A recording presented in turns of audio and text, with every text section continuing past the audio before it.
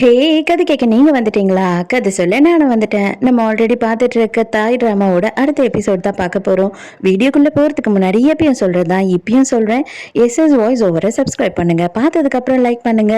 மறக்காம போறதுக்கு முன்னாடி எக்ஸ்பிளனேஷன் எப்படி இருக்குன்னு சொல்லிட்டு கமெண்ட் பண்ணிட்டு போங்க. இந்த எபிசோட எதுல ஸ்டார்ட் பண்றோம் அப்படின்னு பார்த்தா ஹீரோ வந்து தூங்கிட்டு இருக்கான். அவன் சோஃபாலேயே படுத்து தூங்குறானா, ஹீரோயின் வந்து பார்க்கறா. என்னடா இவன் போர்வைய கூட ஒழுங்கா போத்திக்காம குளிர்ல நடுங்கிட்டு இருக்கானே அப்படின்னு சொல்லிட்டு இவ போத்தி விடலான்னு வரா. அப்ப அவ மனசாட்சி என்ன சொல்லுதுன்னா, அடியே இதெல்லாம் நீ பண்ணிக்கிட்டு இருக்காத, மறுபடியும் நீ என்ன அவனை காதலிக்க ஆரம்பிச்சிட்டியா என்ன? அன்னைக்குதான் சொன்னேன், உண்மையாவே நான் அவனை காதலிக்கல, அவனை காதலிக்கிற மாதிரி நடிக்க போறேன். அவனே வந்து என்கிட்ட ப்ரொப்போஸ் பண்ணும் போது அவனை அப்படியே தூக்கி எறிஞ்சிட்டு போக போறேன்னு சொன்னேன். மானம் கெட்டவளே, சீ போடி இங்க இருந்து அப்படின்னு சொல்லிட்டு அவளோட மனசாட்சி அவளை திட்டிக்கிட்டு இருக்கு. உடனே இவளும் அங்க இருந்து போயிடுறா.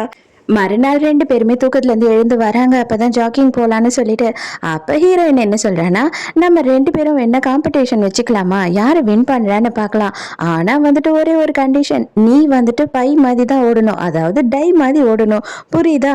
அப்படி ஓடிட்டு வந்து நீ என்ன வின் பண்ணிட்டேன்னு வச்சுக்கோயேன், நான் உனக்கு சோயா மில்க் வாங்கி தரேன், அப்படி இல்லைன்னா நீ எனக்கு சோயா மில்க் வாங்கி தரணும் அப்படின்னு சொல்றா. உடனே இவனுமே சரி ஓகே பார்க்கலாம் வா அப்படின்னு சிரிச்சுக்கிட்டே போறான். இவன் நார்மலா ஓடிட்டு வரானா, உடனே இவ காண்டாயிரா, நான் ஒத்துக்கவே மாட்டேன், ஒழுங்கா நீ வந்துட்டு டை மாதிரி ஓடு அப்படின்னு. உடனே ஹீரோ வேற அதே மாதிரி ஓடிக்கிட்டு இருக்கான். அப்ப ஹீரோ என்ன சொல்றான்னா, என்னோட தங்கச்சி கூட பயங்கரமான ஒரு ரன்னர், என்கிட்ட போட்டி போட்டு ஓடுவா, ஆனா அவகிட்ட நான் ஜெயிக்கவே முடியாது, அந்த அளவுக்கு சூப்பரா ஓடுவா அப்படின்னு சொல்லிக்கிட்டு இருக்கான். நீ சொல்றத பார்த்தா நீயும் உன் தங்கச்சும் ரொம்ப க்ளோஸா இருந்திருப்பீங்க போல அப்படின்னு கேக்குறா. அவனுமே அப்படியே சைலண்டா இருக்கான். அப்போ வந்துட்டு இவளோட மொபைலுக்கு சில போட்டோஸ் வீடியோஸ் எல்லாம் வருது. அம்மா ஏதோ அனுப்பியிருக்காங்க அப்படின்னு பார்க்கும்போது இவங்க ஊர்ல வந்துட்டு அங்க சும்மா காம்படிஷன்லாம் நடத்தினாங்க, ஹீரோவும் ஹீரோயினும் அதுல கலந்துக்கிட்டாங்க இல்லையா, அதோட வீடியோஸ் போட்டோஸ் எல்லாம் வந்து அவங்க அம்மா அனுப்பியிருக்காங்க. அதை தான் பார்த்துக்கிட்டு ஹீரோவும் ஹீரோயினும் சிரிச்சிட்டு இருக்காங்க. அப்ப அந்த போட்டோல வந்துட்டு தொலைவுல யாரோ ஒருத்தர் நிக்கிற மாதிரி இருக்கு. இது யாரு, நான் அவரை ஊர்ல பார்க்கவே இல்லை, எதுக்கு இந்த ஊரத்துல நின்னுட்டு இருக்காரு அப்படின்னு கேட்கும் போது அப்பதான் ஹீரோயின் அதை பாக்குறா. அவ ஜூம் பண்ணி பார்த்த உடனே டென்ஷன் ஆயிடுறா. ஏன் அப்படின்னு பார்த்தா அது டாக்டர் பி. டாக்டர் பிக்கு வந்து நம்ம அங்க இருக்கோன்றது எப்படி தெரியும், அவர் எப்படி நம்மளை ஃபாலோ பண்ணிட்டு வந்தாரு அப்படின்னு யோசிக்கிறா. என்னது அதுதான் டாக்டரா அப்படின்னு ஹீரோ கேக்குறான். இப்பதான் ஹீரோயின் கிட்ட இருந்து திருடிட்டு போன பூனையை காட்டுறாங்க. இந்த பூனை வேற யார்கிட்டயும் இல்ல, டாக்டர் கிட்ட தான் இருக்கு. எவ்வளவு சீக்கிரம் எனக்கு ஆளை வந்து புடிச்சு தர முடியுமோ அவ்வளவு சீக்கிரம் ஆளு எனக்கு வேணும் அப்படின்னு சொல்லி யார்கிட்டயோ போன்ல பேசிக்கிட்டு இருக்கான். அப்பதான் இவன் நினைச்சு பாக்குறான் என்ன நடந்ததுன்றத. இவன் ஓடி போகும்போது நம்ம டிட்டோவோட ஆள் வந்து இவனை சுட்டிருப்பான், இவன் தண்ணியில விழுந்திருப்பான். அதுக்கப்புறம் இவனே போய் ஆப்ரேட் பண்ணி இவனுக்குள்ள இருந்த புல்லட்டை வெளியில எடுத்திருக்கான். அதுக்கப்புறம் கொஞ்ச நாள்லயே வந்து இவன் வந்துட்டு ஒரு பார்ல உட்காந்து குடிச்சுக்கிட்டு இருக்கும் போது நம்ம ஹீரோயினோட தங்கச்சி இவனை பார்த்திருக்கா. பார்த்த உடனே நேரா இவன் கிட்ட வந்து பேசியிருக்கா. நீங்க தானே டாக்டர் பி, எங்க அக்காவுக்கு நீங்க தானே சர்ஜரி பண்ணீங்க, நான் நீனியோட தங்கச்சி அப்படின்னு சொல்லிட்டு அவங்க 2 பேரும் ஒன்னா இருந்த போட்டோவெல்லாம் காட்டும் போது இவன் என்ன சொல்றான்னா, உங்க அக்கா உன்னை பத்தி எதுவுமே என்கிட்ட சொல்லவே இல்லையே அப்படின்னு கேட்கும் போது, இல்ல ஆக்சுவலா நானும் எங்க அக்காவும் ரொம்ப க்ளோஸ் எல்லாம் கிடையாது, நீங்க வந்து எனக்கு ஒரே ஒரு ஹெல்ப் பண்ண முடியுமா, நீங்க சர்ஜரி பண்றதையே விட்டுட்டீங்க அப்படின்னு சொல்லி நான் கேள்விப்பட்டேன், எனக்கு மட்டும் ஒரே ஒரு வாட்டி நீங்க சர்ஜரி பண்ண முடியுமா, என்னோட ஃபேஸ் எல்லாம் கொஞ்சம் கரெக்ட் பண்ண முடியுமா, அதாவது எங்க அக்கா வந்துட்டு ஒரு ஆக்ட்ரஸ் தான், பட் ஆனா நான் அவகிட்ட கேட்டு எனக்கு வந்து ஆப்பர்ச்சுனிட்டி கிடைக்கணும் அப்படின்னு சொல்லிட்டு நான் எதிர்பார்க்கல, எனக்காவே என்னோட திறமையை வச்சுதான் கிடைக்கணும்னு நான் எதிர்பார்க்கிறேன், அதனால நீங்க எனக்கு ஒரே ஒரு வாட்டி இந்த ஆப்ரேஷன் மட்டும் பண்ணி ஹெல்ப் பண்ணீங்கன்னா ரொம்ப சந்தோஷமா இருக்கும் அப்படின்னு சொல்லிக்கிட்டு இருக்கா. அப்போ வந்து அவளோட கழுத்துலையும் அவளோட கையிலையும் பிரேஸ்லெட்டும் ஒரு நெக்லஸும் போட்டிருக்கா. அதை பார்க்கும் போது இவன் கேட்குறான், இந்த ஸ்டோன்ஸ் அப்படின்னு கேட்குறான். உடனே இவன் என்ன சொல்றான்னா, இதுவா, இது வந்துட்டு லாஸ்ட் டைம் எங்கள் அக்கா எங்கள் வீட்டுக்கு பார்சல் அனுப்புகிறப்போ ஒரு கலர்டு டைமண்ட் அனுப்புனா, அதை வச்சு தான் நான் இதெல்லாம் பண்ணேன், அது மட்டும் இல்லாமல் இதை விட பெருசாகவே இன்னொன்று வீட்டில் இருக்குது, அதை வந்துட்டு நாங்கள் பூனையோட கழுத்தில் தான் மாட்டி வச்சுருக்கோம் அப்படின்னு சொல்கிறா. ஸோ அதை வச்சு தான் இவனுக்கு தெரிஞ்சிருக்கு ஹீரோயினோட வீட்டு பூனையோட கழுத்தில் தான் அது இருந்திருக்குன்னு சொல்லிட்டு. அங்கேருந்து அவங்க அம்மா அப்பாவை ஏமாற்றி எப்படியாவது எடுத்துடலான்னு இவன் போனப்பதான் தற்செயலாக நம்ம ஹீரோவும் ஹீரோயினும் வேற போயிடுறாங்களா, அதனால அவன் கொஞ்சம் குழம்பிடுறான். அதுக்கப்புறம் சரி எதுக்காக இவங்க காட்டுக்குள்ளே போகிறாங்க அப்படின்னு புரியாமல் முழிச்சுக்கிட்டு இருக்காங்க. இவனுக்குன்னு சில அடியாளுங்களையும் கூடியே வச்சிருக்கான். அவங்கள ஃபாலோ பண்ணி போகலாம் அப்படின்னு பார்க்கும்போது டிட்டோவோட ஆளுங்க இருக்கிறத இவன் நோட் பண்ணியிருக்கான். ஐயோ டிட்டோவோட ஆளுங்க இருக்காங்க, அதனால வந்து யாருக்குமே தெரியாத மாதிரி நம்ம உங்களை ஃபாலோ பண்ணணும் அப்படின்னு சொல்லிட்டு முடிவு பண்ணியிருக்காங்க. அதுக்கப்புறம் நம்ம ஹீரோவும் ஹீரோயினும் கடைசியா கார்ல வரும்போது இவங்க தான் வந்து ஆக்சிடென்ட் பண்ணி அந்த பூனையை தூக்கியிருக்காங்க. ஹீரோவோட ஆபீஸ்ல மீட்டிங் வைக்கிறாங்களா, சீஃப் வரும்போதே வந்து அப்ப டைமண்ட் டாக்டர் பி கிட்ட இருக்கா அப்படின்னு சொல்லி பாக்குறாரு. பார்த்தா நம்ம நல்ல அப்புறம் இன்னும் 2 பேர் வந்துட்டு காமெடியான மாஸ்க போட்டு உட்கார்ந்துட்டு இருக்காங்க. என்னடா பண்ணிட்டு இருக்கீங்க அப்படின்னும் போது ஹீரோயின் சொல்றா, இந்த மாதிரி நம்ம ரொம்ப சீரியஸான மீட்டிங் எல்லாம் வைக்கும் போது இப்படி எதனா ஃபன்னியா பண்ணிக்கிட்டு இருந்தோம் அப்படின்னா நிறைய கிரியேட்டிவிட்டி எல்லாம் நமக்கு தோணும், நிறைய ஐடியாஸ் எல்லாம் புதுசு புதுசா கிடைக்குமா, அதனாலதான் இந்த மாதிரி ஒரு ஐடியா நான் பண்ணியிருக்கேன் அப்படின்னு சொல்லும் போது இவருக்கு என்ன சொல்றதுன்னே புரியல. அப்படியா, ரொம்ப சந்தோஷம், சரி நம்ம இப்ப மீட்டிங்கை பார்ப்போமா அப்படின்னு ஆரம்பிக்கிறாங்க. அப்பனா டாக்டர் பி தான் வந்து இதை எடுத்திருப்பாரு. இல்ல அப்படின்னா டிட்டோவோட ஆளுங்க இன்னுமே எதுக்காக உன்னை ஃபாலோ பண்ணிட்டு இருக்கணும் அப்படின்னு சொல்லி சொல்றாரு. அப்ப ஹீரோயின் என்ன சொல்றாருன்னா, அப்ப அந்த டைமண்ட்காக டாக்டர் பி வந்து என்னையே கொல்லணும்னு நினைச்சிருப்பாருன்னு சொல்ல வரீங்களா அப்படின்னு கேட்கும் போது, அதுக்கு வந்துட்டு நம்ம இன்னும் கன்ஃபார்மா இதுதான் அதுதான்ற முடிவுக்கு வர முடியாது. பட் ஆனால் நான் என்ன நினைக்கிறேன்னா, டாக்டர் பி கிட்ட தான் இப்போதைக்கு அந்த டைமண்ட் இருக்கணும். டிட்டோக்கு வந்து கன்ஃபார்மா இது தெரியாம தான் இருக்கும், யார்கிட்ட இருக்குன்னு தெரியாதனால உங்ககிட்ட தான் இருக்குன்னு நினைப்பாங்க அப்படின்னு சொல்றான். ஆல்ரெடி டிட்டோவோட ஆளுங்க அவரை கொலை பண்ண பார்த்ததுனால கண்டிப்பா அவர் வந்து அவன்கிட்டயே விற்கிறதுக்கான சான்சஸே இல்லை. அதனால அவர் கண்டிப்பா ஒரு பையரை தேடுவாரு. ஸோ நம்ம வந்து நம்மளோட ஃபீல்டில் எல்லாரையும் அலர்ட் பண்ணி வச்சோம் அப்படின்னா டாக்டர் பியை கையும் களவுமா பிடிக்கிறதுக்கு நிறைய சான்ஸ் இருக்கு. அது மட்டும் இல்லாமல் ஹீரோ என்ன சொல்றான்னா, நம்ம ஹீரோயின் கிட்ட தான் அந்த டைமண்ட் இருக்கு அப்படின்ற மாதிரி டிட்டோவை நம்ப வைக்கணும் அப்படின்னு சொல்றான். இவங்கெல்லாம் மீட்டிங்கை முடிச்சுட்டு நின்று பேசிக்கிட்டு இருக்காங்க. அந்த டைமுக்கு ஹீரோயினோட மொபைலுக்கு கால் வருது. யார் அதுன்னு பாரு அப்படின்னு சொல்லும் போது அவ வந்து அட்டன் பண்றா. அட்டன் பண்ண உடனே டிட்டோவோட ஆள் தான் யாரோ பேசுறான். என்னோட பாஸோட டைமண்டை நீ திருட்டிட்டு சந்தோஷமா இருக்கலாம்னு நினைக்கிறியா? கண்டிப்பா வந்து அது முடியவே முடியாது. இப்ப நான் உனக்கு வந்து ஒரு நல்ல டீலை கொடுக்குறேன், ஒழுங்கா நீயே உனக்கு காசு வேணும்னா அதை கேட்டு வாங்கிக்கிட்டு அந்த டைமண்டை எங்க கிட்ட கொடுத்துரு அப்படின்னு சொல்றான். இவ ஹீரோயின் என்ன சொல்றான்னா, இவனு நல்லா வெறுப்பேத்துற மாதிரியும் டென்ஷன் ஆக்குற மாதிரியும் கண்டபடி சண்டை போட்டு திட்டி விட்டுறா. அவனும் ஹீரோயினா அசிங்க அசிங்கமா திட்டுறான், ஹீரோயினும் அவனை அசிங்க அசிங்கமா திட்டுறான். ஹீரோவே கடுப்பாயிரா. ஏய் கம்முனு இருடி, தயவு செஞ்சு ஒழுங்கா பேசிடி அப்படின்னு சொன்னா கூட அவ கேட்க மாட்றா. அவ கோவத்துல அவனை நல்லா திட்டி விட்டுறா. ஹீரோ நீ எதுக்காக இப்படியெல்லாம் பேசின அப்படின்னு திட்டும் போது, ஏய் நீ பார்த்தல அவன் தான் எனக்கு கெட்ட வார்த்தையில திட்டினான், நான் அதனாலதான் கோவப்பட்டு திட்டினேன் அப்படின்னு சொல்றா. அதுக்கு ஹீரோ என்ன சொல்றான்னா, இப்ப டைமண்ட் உன்கிட்ட இருக்குன்றது தெரிஞ்சா ஈஸியா உன்கிட்ட வருவாங்க. ஆமா அதுதானே நமக்கு தேவை. அவங்க என்கிட்ட ஈஸியா வந்தாங்க அப்படின்னா அவங்கள நம்ம ஈஸியா பிடிச்சிடலாம் அப்படின்னு சொல்றா. அது அவ்வளோ ஈஸி இல்லை, அவங்க உன்னை கொலை பண்ண தான் ட்ரை பண்ணுவாங்க அப்படின்னு சொன்ன உடனே ஹீரோயின் அப்படியே பல்பு ஃபியூஸ் போன மாதிரி ஆயிடுறா. ஐயோ அப்படின்னு ஹீரோயினை வீட்டில் கொண்டு வந்து விட்டுட்டு, நான் கொஞ்சம் வேலை இருக்கு, நான் வெளில போயிட்டு வரேன் அப்படின்னு சொல்லிட்டு கிளம்புறான்.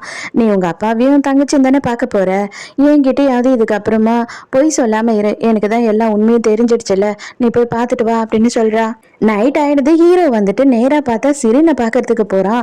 அங்க இருக்கிற செக்யூரிட்டி கிட்ட சிரின்னு சொல்றா, இல்ல இல்ல என் ஃப்ரெண்டு தான், வெயிட் பண்ணுங்க அப்படின்னு சொல்லிட்டு ஹீரோ கிட்ட தனியா பேசுறா. என்ன ஆச்சு, எதுக்காக இப்ப டென்ஷன் எங்க வந்திருக்க அப்படின்னு கேட்கும் போது, நீ எதுக்காக என் தங்கச்சிக்கு வேலை கொடுத்த அப்படின்னு கேட்குறான். அப்பதான் ஒரு விஷயத்த காட்டுறாங்க. இவன் தங்கச்சை பார்க்க போனான் இல்லையா, அங்க வந்துட்டு அப்பாவும் தங்கச்சியும் பேசிக்கிட்டு இருக்கிறத கேட்டிருக்கான். அப்ப அவ தங்கச்சிக்காரி என்ன சொல்லியிருக்கானா, அப்பா என்னோட ரெசியூமை வெப்சைட்ல பார்த்துட்டு ஆல்ரெடி அவங்களாவே ஒருத்தவங்க எனக்கு கால் பண்ணி வேலையும் கொடுத்துட்டாங்க, அவங்க ரொம்ப நல்லவங்களா இருக்காங்க, அவங்களோட பேரு சிரின் அப்படின்னு சொல்லிட்டு எல்லா டீட்டெயிலையும் சொல்லிக்கிட்டு இருக்கா அவங்க அப்பா கிட்ட. இது எல்லாத்தையும் ஹீரோ கேட்டுட்டு தான் வரான். உடனே சிரின் என்ன சொல்றானா, ஆமா உண்மைதான், நானா தான் உன் தங்கச்சிக்கு போய் வேலை கொடுத்தேன்.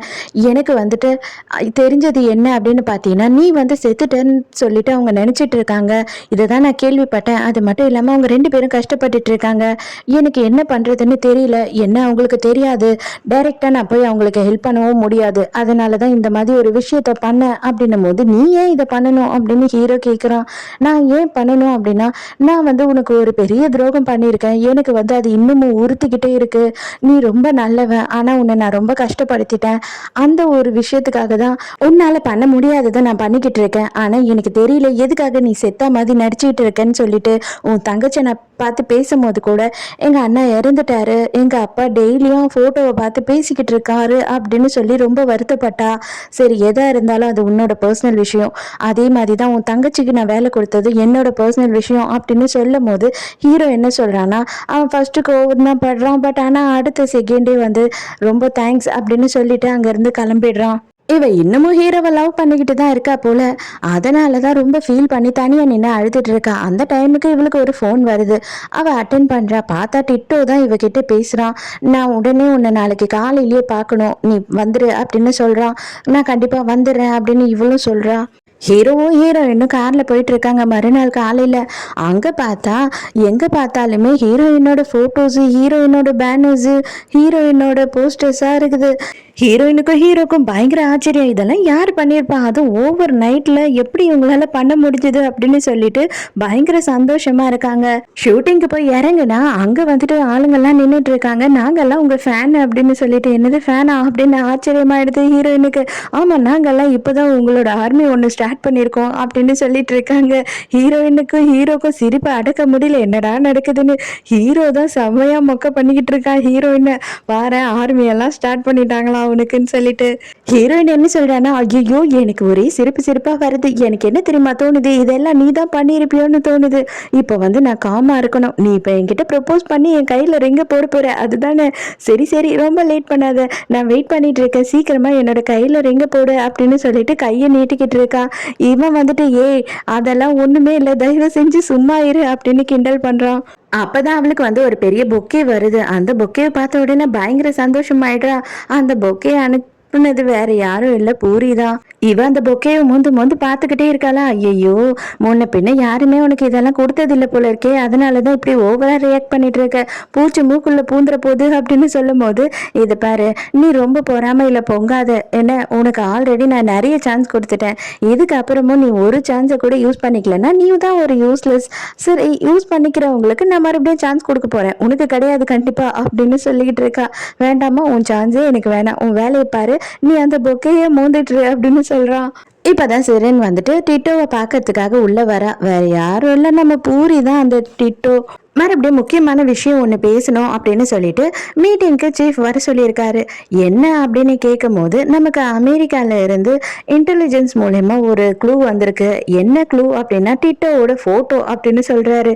உடனே எல்லாருமே சந்தோஷமாயிடுறாங்க. என்னது, டிட்டோவோட போட்டோ கிடைச்சிருக்கா அப்படின்னு சொல்லிட்டு.